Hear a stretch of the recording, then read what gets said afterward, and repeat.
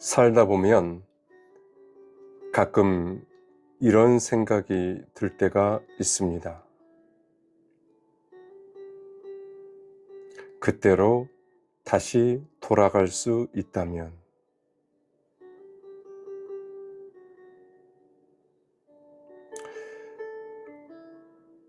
그때 다시 돌아갈 수 있다면 그 말을 하지 않았을 텐데, 그 사람을 붙잡지 않았을 텐데, 그때 그 상황에서 그 선택을 하지 않았더라면, 내가 조금 더 참았더라면,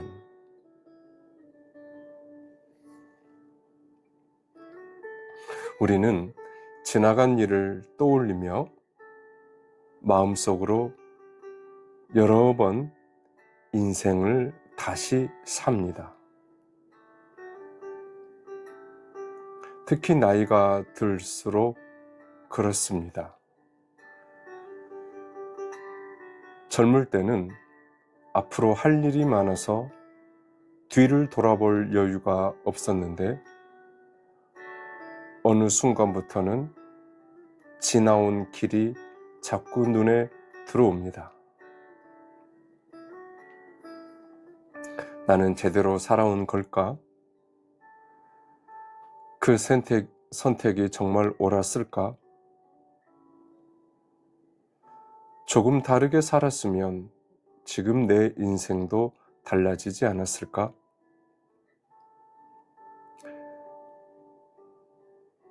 그런데요,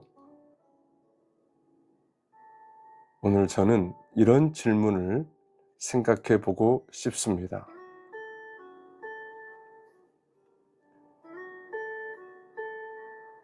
이미 써버린 인생의 문장을 지울 수 없다면 우리는 남은 인생을 어떻게 살아야 할까요?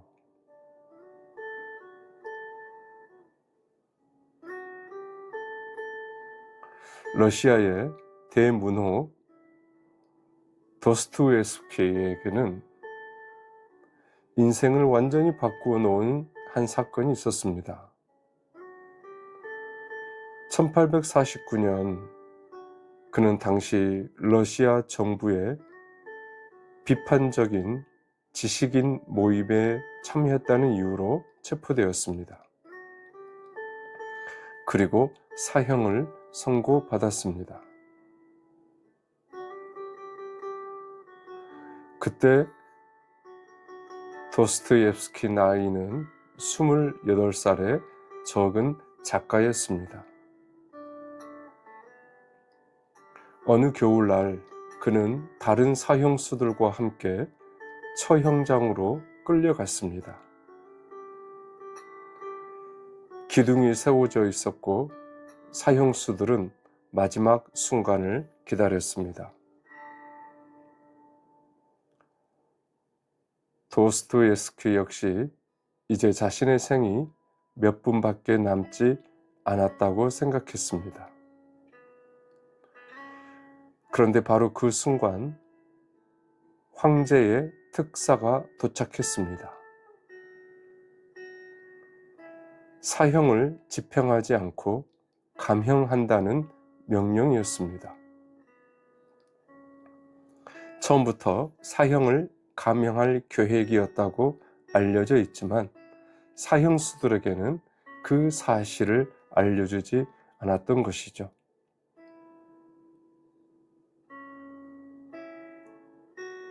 도스토옙스키는 실제로 죽음 바로 앞까지 갔다가 다시 살아난 셈이었습니다. 그날 이후 그의 시간에 대한 생각은 완전히 달라졌습니다. 그는 형에게 보낸 편지에서 자신에게 다시 주어진 삶을 헛되이 쓰지 않겠다는 뜻을 남겼습니다. 그리고 이후에 그는 시베리아에서 긴 수형 생활을 했고 병과 가난과 빚에 시달렸으며 인생은 결코 순탄하지 않았습니다. 그런 인생의 여정에 혹독한 시간을 보낸 도스토옙스키는 우리에게 너무나 잘 알려져 있는 훌륭한 작품들을 남겼죠. 대표적인 작품이 죄와 벌, 그리고 카라모주프카의 형제들 같은 그런 작품들이었습니다. 흥미로운 것은 이것입니다. 그에게 두 번째 인생이 시작되었다고 해서 그의 첫 번째 인생이 사라진 것은 아니었다는 사실입니다. 감옥에 갔던 과거도 남아 있었고 잘못된 선택도 있었고 가난도 있었고 상처도 있었습니다. 그런데 과거가 없어지지는 않았지만 그 과거 이후에 쓰는 문장이 달라졌습니다. 어쩌면 새로운 인생이란 과거가 사라지는 것이 아니라 과거 다음에 무엇을 쓰느냐가 달라지는 것인지도 모릅니다.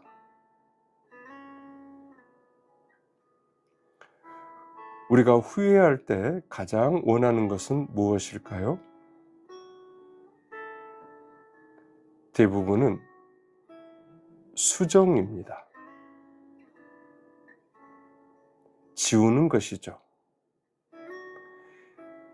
그때 그 일만 없었던 것으로 만들 수 있다면. 그래서 사람은 마음속에서 지나온 과거의 흔적 속에 지우고 싶은 것을 발견되면 그 흔적을 지우기 위해서 지우개를 찾게 됩니다. 그 사람에게 했던 말을 지우고 싶고 어리석었던 결정을 지우고 싶고 자녀에게 상처 주었던 순간을 지우고 싶고 부부 사이에 오래된 갈등을 지우고 싶고 신앙생활을 하다가 멀어졌던 세월도 지우고 싶습니다. 그런데 인생에는 지우개가 없습니다. 이미 한 말은 돌아오지 않고 이미 흘러간 시간은 다시 오지 않습니다.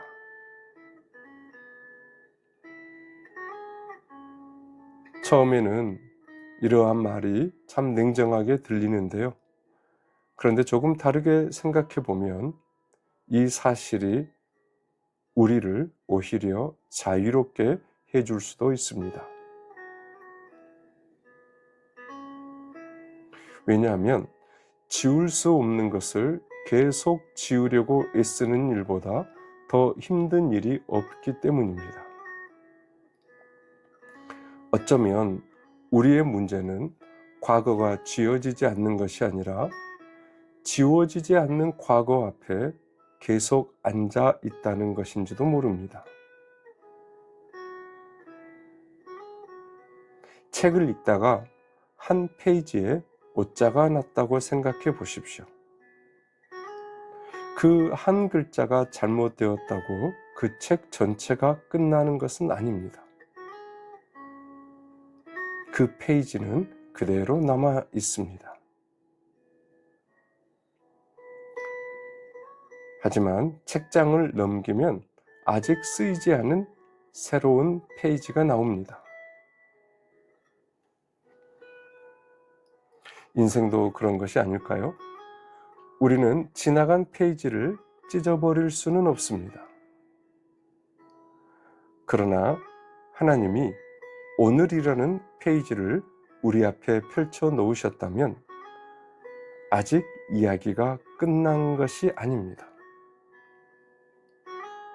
가까운 이웃 나라에 일본에는 깨진 그릇을 고치는 독특한 전통이 있습니다. 이것을 킨치기라고 하는데요.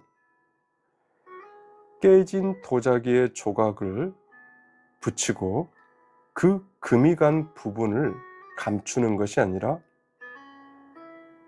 옷에 금가루를 섞어 그 자국을 오히려 드러냅니다. 그래서 완성된 그릇을 보면 금빛 선이 여기저기 남아 있습니다. 보통 우리가 깨진 것을 고친다고 하면 깨지기 전 모습과 똑같이 만들려고 합니다. 흠집이 보이지 않아야 잘 고친 것이라고 생각하기 때문이죠. 그런데 일본의 문화 중에 하나인 킨치키는 정반대입니다. 오히려 그것을 드러냅니다. 이 그릇은 한번 깨진 그릇입니다.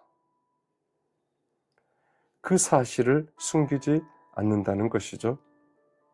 그렇다고 깨진 채로 버려두지도 않습니다. 깨졌던 흔적을 품은 채 다시 하나의 그릇이 탄생하는 것이죠. 저는 가끔 우리의 인생도 이와 비슷하다는 생각을 합니다.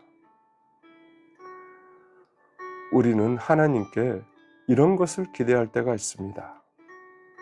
하나님, 지나간 그 일 중에서 그 일을 없었던 것으로 만들어 주세요. 그러나 하나님께서 언제나 그렇게 하시는 것이 아닙니다. 상처의 기억이 그대로 남아 있을 때도 있고요. 잘못된 결과를 감당해야 할 때도 있고 돌이킬 수 없는 일도 있습니다. 그런데 놀라운 것은 하나님께서는 깨지기 전에 나로 돌려놓으시는 것만이 아니라 깨진 나를 가지고도 다시 살아갈 수 있게 하신다는 것입니다.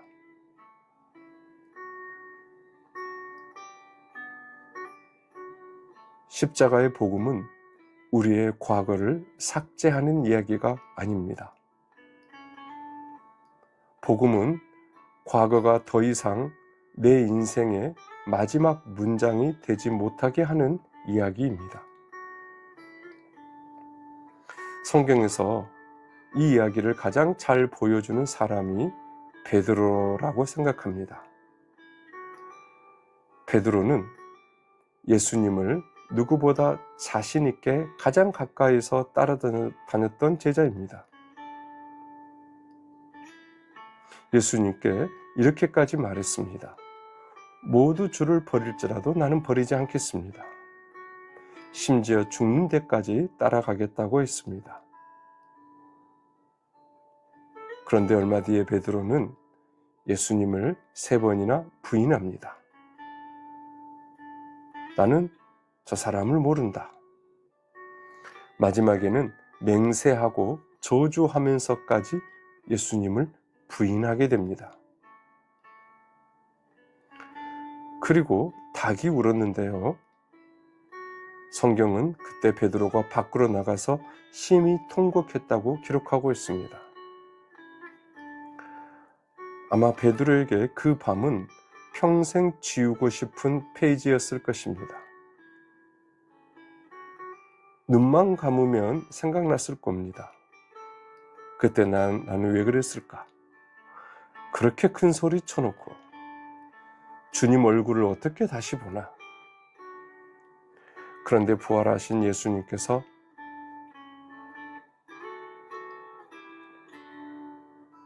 다시 생업으로 돌아간 갈릴리 바닷가에서 베드로를 만나십니다. 정확히는 예수님이 베드로를 찾아가신 것이죠. 참 재미있는 것은 예수님께서 베드로에게 과거를 다시 쓰게 하지 않으셨다는 것입니다.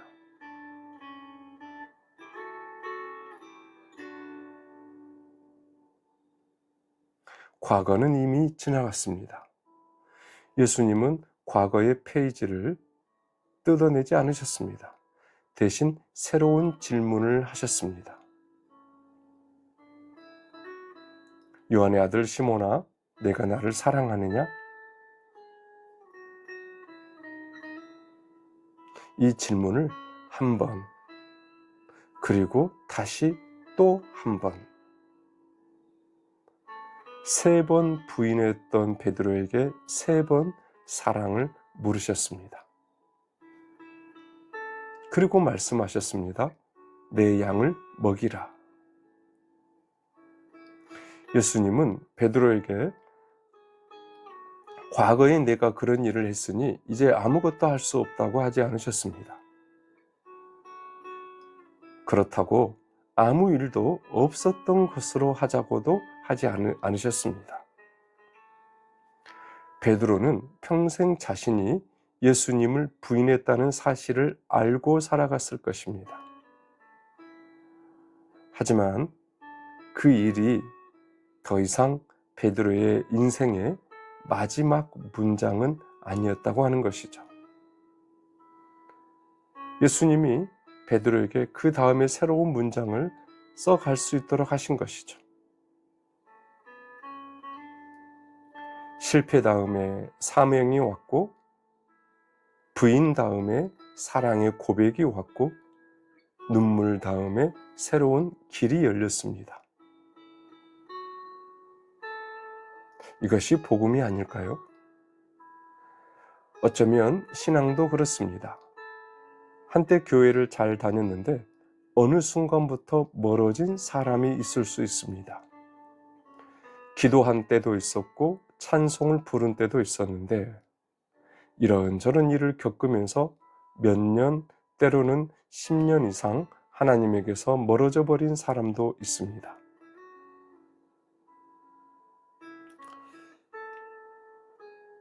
그런 사람이 가끔 생각하죠. 내가 이제 와서 다시 하나님을 찾을 수 있을까? 그동안 그렇게 살았는데 무슨 낯으로?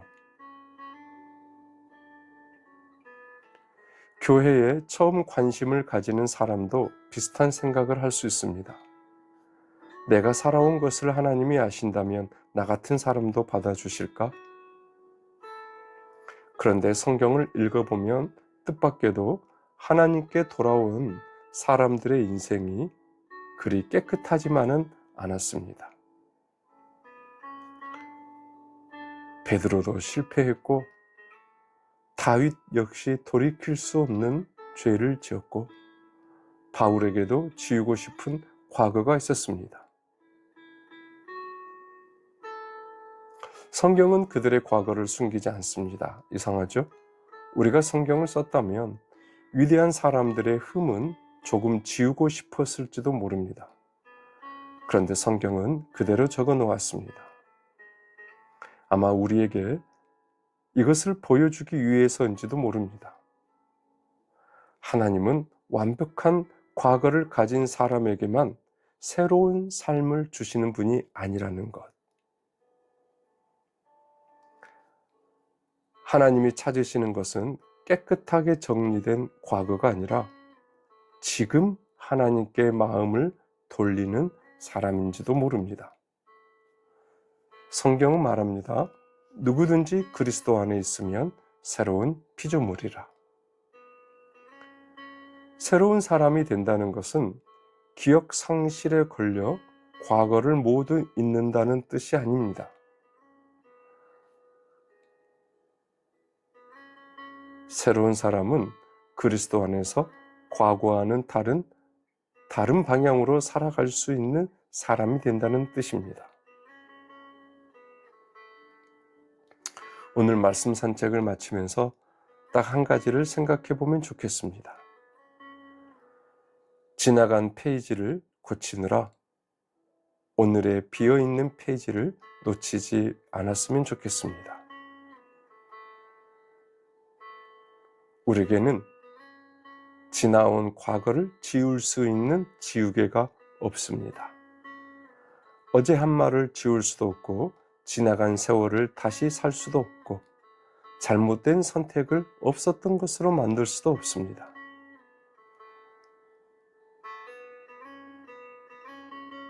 하지만 우리 앞에는 아직 쓰이지 않은 오늘이 있습니다. 누군가에게 전화할 수도 있고, 오래된 관계에 먼저 손을 내밀 수도 있고, 미안하다고 말할 수도 있고, 다시 시작할 수도 있습니다. 그리고 하나님에게서 오래 멀어져 있었다면 오늘 다시 한번 마음을 돌릴 수도 있습니다. 거창한 말이 필요하지 않을지도 모릅니다. 하나님, 제가 다시 왔습니다. 그 한마디면 충분할지도 모릅니다. 베드로에게 다시 찾아오신 예수님은 과거를 들춰내어 그를 주저앉히지 않으셨습니다.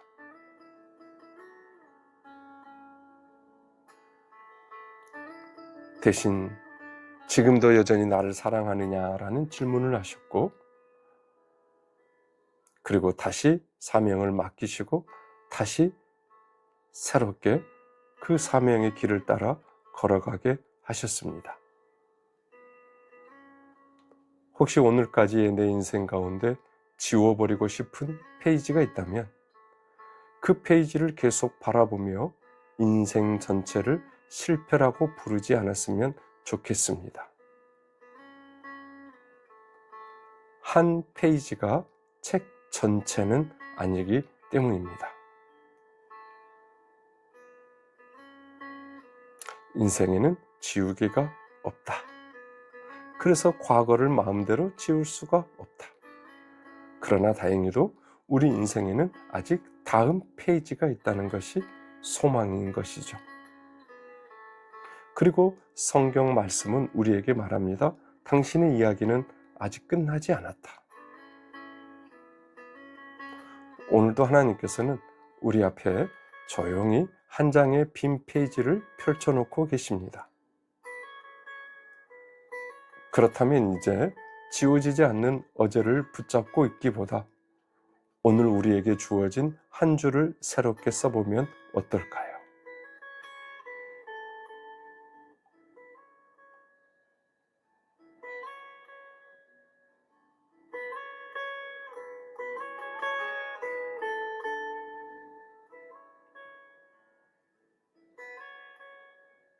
오늘 준비한 말씀 산책은 여기까지입니다.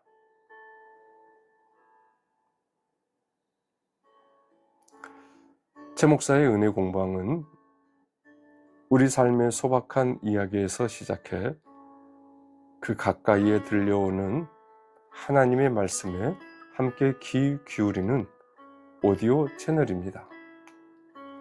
신앙이 익숙한 분도, 아직 하나님이 조금 낯선 분도 커피 한 잔 곁에 두고 라디오를 듣듯 편안히 머물다 가셨으면 좋겠습니다. 다음에도 우리의 삶과 마음에 닿는 이야기, 그리고 그 길을 비추시는 하나님의 말씀으로 다시 찾아뵙겠습니다. 지금까지 커피 한 잔 말씀 산책의 최 목사였습니다.